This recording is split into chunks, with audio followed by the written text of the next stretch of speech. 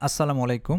আজকে আমরা দেখব কিভাবে অনলাইনে ই-রিটার্ন ওয়েবসাইটের মাধ্যমে সিঙ্গেল পেজের আয়কর রিটার্ন সাবমিট করবেন এবং সেই সাথে আমি শেয়ার করব কাদের সিঙ্গেল পেজ ব্যবহার করা উচিত এবং কাদের উচিত না। চলুন শুরু করা যাক। প্রথমে যদি আমরা ই-রিটার্ন লিখে সার্চ করি আমাদের গুগলে সার্চ অপশনে এসে, তাহলে প্রথমেই আমরা ই-রিটার্ন ওয়েবসাইটটা পেয়ে যাব। ক্লিক করে নিয়ে আমরা যদি এখানে ঢুকে যাই, তাহলে আমরা ই-রিটার্ন যে ওয়েবসাইটটা আছে সেটাতে ঢোকার জন্য আমরা ই-রিটার্ন একটা অপশন পাবো। এখানে আমরা ক্লিক করব। তারপর দেখবেন যে এখানে লগ ইন করার অপশনটা ওপেন হয়ে যাবে। ই-রিটার্ন ওয়েবসাইট সম্পর্কে ডিটেলস জানার দরকার হয় তাহলে FAQ এ ক্লিক করে নিয়ে আপনি অনেক কিছু দেখে আসতে পারবেন। এখানে কিন্তু অনেক সুন্দরভাবে ডিটেলস ইনস্ট্রাকশন অনেক কিছু দেয়া আছে, আপনারা দেখে নিয়ে আসতে পারবেন। অ্যাকাউন্ট ওপেন করা থাকে, ভেরিফিকেশন করা থাকে, তাহলে তো আপনি এখানে আপনার যে টিন নাম্বার এবং পাসওয়ার্ড ক্যাপচা দিয়ে ঢুকে যেতে পারবেন। আর যদি আপনি নতুন হয়ে থাকেন তাহলে আপনাকে রেজিস্ট্রেশনে ক্লিক করতে হবে। রেজিস্ট্রেশনে ক্লিক করলে দেখবেন যে এখানে আপনার যে টিন নাম্বারটা আছে সেটা আছে এবং যে এখানে মোবাইল নাম্বারটা দরকার সেইটা এখানে যাবে। মেনলি এই মোবাইল নাম্বারটা হলো যে মোবাইল নাম্বারটা দিয়ে আপনি টিন সার্টিফিকেটটা ওপেন করেছিলেন এবং সেই মোবাইল নাম্বারটা আপনাকে বায়োমেট্রিক হতে হবে, তাহলে আপনি মেনলি ই-রিটার্নের মাধ্যমে অনলাইনেই আপনি সাবমিট করতে পারবেন। তো তারপরে এখানে যদি আপনি ক্যাপচা দিয়ে দেন, ভেরিফাই করেন, তাহলে একটা ওটিপি আপনার ফোনে আসবে, সেটা দেওয়ার পর আপনি আপনার অ্যাকাউন্টটা ওপেন হয়ে যাবে। ঠিক আছে, এটা খুবই সিম্পল। তাহলে এখানে অপশনটা চলে আসছে, আমি তারপর এখানে ক্যাপচাটা দিয়ে দিব, দেওয়ার পর এখানে আমি সাইন ইনে ক্লিক করব। তাহলে এই পেজটা ওপেন হয়ে যাবে। এখানে দেখবেন যে single page return, detail return. ঠিক আছে, তো সিঙ্গেল পেজ রিটার্নে যখন আপনি ক্লিক করবেন তখন এই অপশনগুলো আসবে।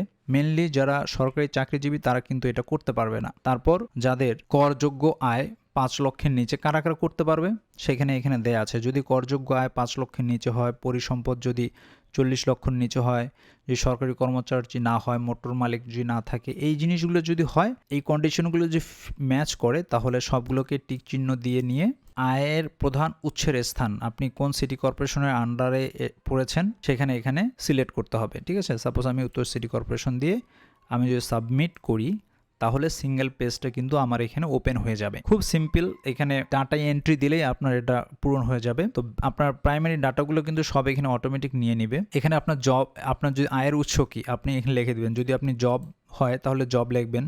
তো আপনার মোট পরিসম্পদ কত আছে সেটা আপনি দিবেন।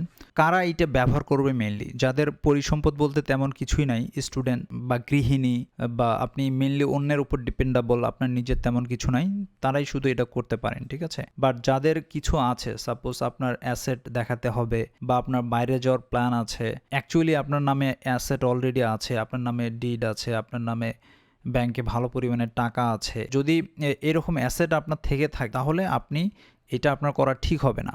বাট কারা করবেন এটা? যাদের একবারেই ইনকাম নাই, খুবই কম ইনকাম, হয়তো বা টিউশনি থেকে কিছু ইনকাম আছে, বা গৃহিণী যারা, পরিসম্পদ বলতে তেমন কোনো কিছু নাই, একটা আপনার টিন সার্টিফিকেট খুলেছিলেন বলেই আপনাকে নেহাত এটা সাবমিট করতে হচ্ছে, তারা শুধু এটা করবেন। ঠিক আছে, আর আমি নর্মালি ডিটেল রিটার্ন যেটা আছে, যেটা নিয়ে আমার একটা ভিডিও আমি আপলোড করেছি, ওটাতেও খুবই ইজি। আপনি জাস্ট যদি একটা দুইটা উৎস থাকে আপনার আয়ের, সেটা যদি না থাকে সেটা তো সমস্যা নাই, সে না থেকেও আপনি সাবমিট করার ওখানে অপশন আছে, সেক্ষেত্রে আপনার পরিসম্পদগুলো আপনি শুধু দেখাতে পারবেন। এই অপশনটা যদিও এখানে নেই, বাট ওখানে সেটা আছে। তো এনিওয়ে, মোট পরিসম্পদ আপনার সাপোজ দেখলেন হলো আপনার 1 লাখ টাকা আছে, হয়তো বা আপনার মোবাইল ফোন বা আদার্স দেখাতে পারেন, যতটুক আছে ততটুকু এখানে দেখলেন। এখানে 40 লাখের নিচে হলেই মেনলি দেখানো যায়, যদিও এখানে ইন ডিটেলস দেওয়ার কোনো অপশন নাই, অনলাইনে নাই।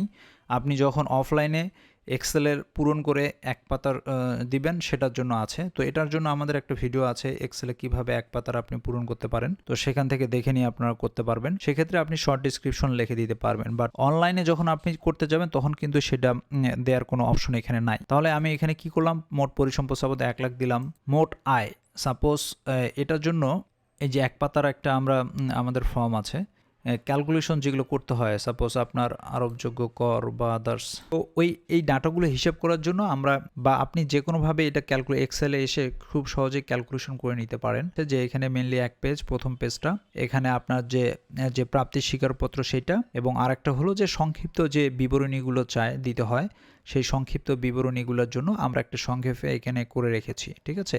বা ফর্মে যদি অনলাইনে না দিয়ে যে ফর্মে করেন তাহলে সুবিধা যেটা হবে, আপনি আপনার যে সংক্ষিপ্ত বিবরণী আকারে সব কিছু কিন্তু দিতে পারবেন, ঠিক আছে, যেটা অনলাইনে দেওয়ার অপশনটা নাই। তো আপনার যদি কিছু সম্পদ থাকে তাহলে আপনি একটা করতে পারেন, বা আপনি যে সম্পদটা আছে সেটা দেখাতে চান, সেই ক্ষেত্রে পরামর্শ থাকবে আপনি যদি অনলাইনে করেন তাহলে ডিটেল রিটার্ন থেকে আপনি সাবমিট করুন। অনলাইনে যদি করেন তাহলে আপনাকে এই যে ডিটেল রিটার্ন যে পেজটা আছে এর মাধ্যমে আপনি করবেন। আপনি যদি এক পেজেরই করতে চান ডিটেল রিটার্ন বলতে, তখন সবগুলো পেজ আসবে। আর যদি এক পেজেই করতে চান সেই ক্ষেত্রে আপনি এক্সেল ফর্ম নিয়ে বা যে কোনো একটা ফর্ম নিয়ে আপনি এই পেজটা পূরণ করবেন, অ্যাকনোলেজমেন্ট স্লিপটা আপনাদের করে নেবেন এবং সংক্ষিপ্ত বিবরণীগুলো যদি দিয়ে দেন তাহলে বেটার হয়। যাদের স্যালারিও কম, অনেক সাপোজ স্যালারি হলো 3 লাখ বা 4 লাখ বা 5 লাখ এবং তার যে অ্যালোয়েন্সগুলো পায়, সাপোজ এটা হলো 60,000, সব কিছু দেওয়ার পর, তো আমি যখন এইখানে দিব সবগুলো হিসাব হয়ে যাবে। সাপোজ এটুক তার স্যালারি, তার টোটাল থেকে স্যালারি থেকে ইনকাম তার হলো 3,80,000, ঠিক আছে। এটা একটা প্রাইভেট অবশ্যই চাকরিজীবী, 3,80,000 বা আরও একটু বাড়াই দিই আমরা যদি 4,60,000ও করি, 4,60,000 যদি একজন প্রাইভেট চাকরি যদি ইনকাম হয়, যে নতুন যে নিয়ম আছে 3 ভাগের 1 ভাগ বা 4.5 লাখ, যেটা কম সেটা কিন্তু ট্যাক্স ফ্রি ইনকাম। তাহলে করমুক্ত ইনকামটা যদি বাদ দেওয়া যায় তাহলে তার নেট ইনকাম থাকতেছে হলো 3,06,000, ঠিক আছে। 3,06,000 যদি হয়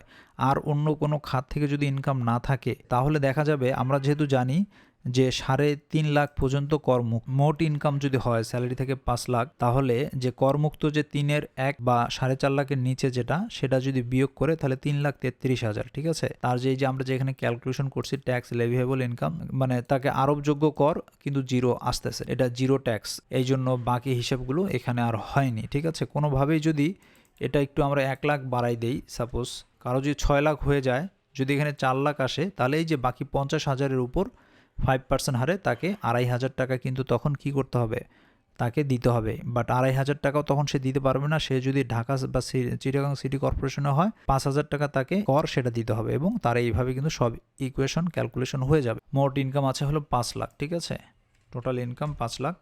আমরা এখানে যদি 5 লাখ টাকা দিয়ে দিই, এখানে দেখেন আমি যদি 5 লাখ দেই, আমি যখন এখানে মোট ইনকাম 5 লাখ দিচ্ছি, তখন কিন্তু এখানে আরোপযোগ্য কর হচ্ছে হলো 5,000। অনেকে এই জায়গায় ভুল করতেছে, কিন্তু এইটা কিন্তু হলো মোট আয়টা না, এটা হলো দেখেন আপনাদের যে সব যোগ করার পর যে আয়টা এখানে 5 লাখ, এটা কিন্তু সেইটা না, এটা হলো ওখানে যেটা বলা হয়েছে ট্যাক্সেবল ইনকাম, ঠিক আছে, যেটা হলো নেট ট্যাক্সেবল ইনকাম, মোট ইনকাম না। ওখানে মোট ইনকাম থাকলেও ওটা কিন্তু মোট ইনকামের ঘর না, ওটা হলো নেট ট্যাক্সেবল ইনকামের ঘর, ঠিক আছে।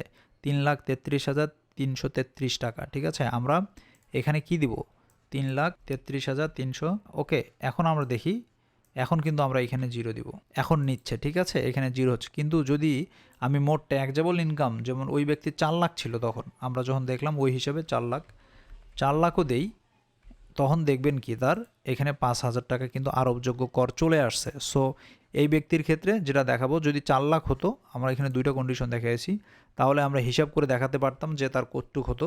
4 লাখ হলে তার সব 5,000 টাকা করে চলে আসতো, যেহেতু আমরা 3 লাখ এখানে দেখাচ্ছি যে তার ট্যাক্সেবল ইনকাম 3,33,333, সেক্ষেত্রে তার কি হবে, এগুলো সব কিছুই দিতে হবে না। তারা মেনলি যদি এটা করে থাকে তাহলে এখানে আমরা কি দিব, জিরো করে দিব, ওকে। তাহলে তার কর রেয়াত কত, এই ব্যক্তির ক্ষেত্রে কর রেয়াত কোনো ইনভেস্টমেন্ট মানে জিরো, প্রদেয় কর জিরো। আর যদি আসতো সাপোজ 4 লাখ হতো, তাহলে এগুলোতে 5,000 হতো, এখানে আরোপযোগ্য কর, হ্যাঁ, তখন তার আরোপযোগ্য করটা হতো হলো, এখানে যদি আমি সাপোজ 3 লাখ এত করতাম, তাহলে তার আরোপযোগ্য কর হতো হলো 2,500, তখন কিন্তু এক্ষেত্রে আপনাকে আরোপযোগ্য কর দিতে হতো 2,500, এরকম করে দিত। তার কর রেয়াত জিরো, প্রদেয় কর কত, প্রদেয় কর তখন হতো তার 5,000, ঠিক আছে। এভাবে যেহেতু মিনিমাম রিজনে যেটা পড়ে সেই কন্ডিশনে 5,000, ঠিক আছে, এভাবেই কিন্তু এটা হতো। যেহেতু আমাদের এখানে জিরো আসতেছে, আমি এখানে জিরো দিলাম, এখানে জিরো দিলাম। এখানে উৎসে যদি কর্তন করে থাকে, কারো যদি দেখা যায় যে ব্যাংক ইন্টারেস্ট বা আদার কোনো কারণে উৎসে কর্তন করেছে এবং সেটা যদি আপনি ক্লেমও করতে চান, বা এই রিটার্নের সহিত প্রদত্ত কর যদি থাকে আপনার, সেক্ষেত্রে কিন্তু আপনি এখানে ইনপুট দেওয়ার অপশন নেই, আপনাকে এডিট ক্লেমে ক্লিক করতে হবে। সো এইটাকে ক্লিক করার আগে আমি যেটা আরেকটু পরামর্শ দিচ্ছি, অনেকেই ক্লিক আমরা করে ফেলেছি, ক্লিক আপনাকে সেভ করে নিয়ে ক্লিক করতে হবে, নাহলে কিন্তু ডাটাটা থাকবে না। সো এখানে আমরা যদি আসি, তাহলে এখানে দেখবেন যে সোর্স ক্লেম, সোর্স ট্যাক্স, এর আন্ডারে আপনি স্যালারি বা যদি ব্যাক ইন্টারেস্ট বা সঞ্চয়পত্র বা আদার্স থাকে সেটা আপনি দেখাই দেবেন। অনেকের ব্যাক ইন্টারেস্ট কিছু থাকতে পারে, তাহলে সেক্ষেত্রে এসে এখানে ব্যাংক, যেমন আমি একটা ঢুকিয়েছি এইভাবে ইনপুট দিয়েছি, এই সাপোজ এই লোকের 32 টাকা টিডিএস ব্যাংকে তার সুদ বাবদ কেটেছিল, ঢুকিয়েছি। আপনার যদি না থাকে এরকম কোনো ইস্যু, তাহলে আপনার এখানে দেওয়ার দরকার নেই। থাকলে এখান থেকে আপনি সিলেক্ট করে নিয়ে এখানে bank name, branch name, account number, তো সেটা সহ দেখা দিলে এইভাবে এখানে যোগ হয়ে যাবে, ঠিক আছে। আবার যদি সঞ্চয়পত্র অনেকের থাকে, এইখানে এসে আপনি সঞ্চয়, আপনার নাম, নাম, registration number, purchase date, value, interest, TDS, এ সব কিছু দিয়ে আপনি সেভ করলে এটাও কিন্তু অ্যাড হয়ে যায়। সো আদার্স যদি থাকে তাহলে এখানে আবার আদার্স ইনপুটের অপশন আছে, স্যালারি কোন সেকশনে, ব্যাংক বা কন্ট্রাক্ট, এখানে অনেক অপশন আছে।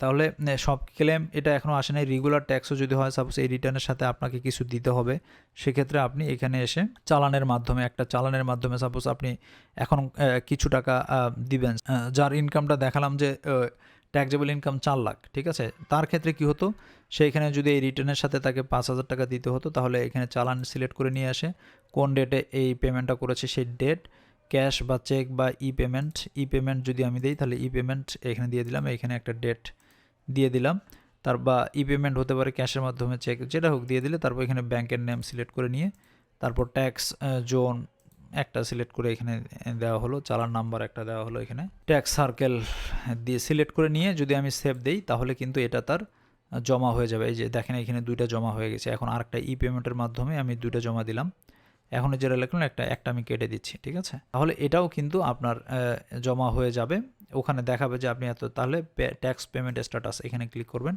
তাহলে দেখাবে যে আপনার সোর্সে সাপোজ ইন্টারেস্ট থেকে যেটা সেখানে 32 টাকা, আর রেগুলার ট্যাক্স বিফোর ফাইলিং এখানে আপনি 5,000 টাকা দিয়েছেন, তাহলে দেখাবে তার আপনার টোটাল পেমেন্ট হয়েছে 5,032 টাকা, ঠিক আছে। তো আপনি এইটা যখন আপনি ডান করে দিবেন তখন আপনাকে নিয়ে যাবে মেনলি হলো আপনার go to the return file, চলে আসলাম, ঠিক আছে। রিটার্ন ফাইলে আমি চলে আসলাম। এখন তাহলে এই রিটার্নের সহিত প্রদত্ত হলো 5,000, টিডিএস দিয়েছিলাম এত, এই আগের ডাটাগুলো কিন্তু সব এখানে। এডিট, ক্লেম বা আদার্স কোনো পেজে যেতে যাবেন, প্রথমে আপনাকে সেভ অ্যাজ ড্রাফট করতে হবে, ঠিক আছে। তাহলে আমি আবার একটু করে নেই, 3 লাখ টাকা আমি এখানে জীবনযাত্রার ব্যয় দেখাই দিলাম, ঠিক আছে। ওকে, এখন আমি এটুকু করার পর যদি অন্য কোথাও যাই তাহলে সেভ অ্যাজ ড্রাফটে আমি ক্লিক করবো, তাহলে আপনার কিন্তু এই যে সেভটা এটা কিন্তু থেকে যাবে, আদারওয়াইজ থাকবে না। তারপর আপনি এই যে এডিট অ্যান্ড ক্লেম এইখানে আসবেন, সব যখন হয়ে যাবে তখন আমি কি করব, আমি সাবমিট অনলাইন রিটার্নে ক্লিক করব। তো আমি আশা করতেছি কারা আপনার সিঙ্গেল পেজটা ইউজ করবেন, কারা ডাবলটা ইউজ করবেন, আপনাদের কমপ্লিট ধারণা হয়েছে, এবং এভাবে করলে আমি আশা করি কোনো প্রবলেম হবে না, আপনি সাকসেসফুলি এবারে রিটার্নটা জমা দিতে পারবেন। আমরা রেগুলারলি ইনকাম ট্যাক্সের উপর আরও কিছু ভিডিও করব, আপনি আমাদের চ্যানেলে সাবস্ক্রাইব করে রাখবেন। আশা করি আপনি নিজেই আপনার আয়কর রিটার্ন সাবমিট করতে পারবেন। খোদা হাফেজ।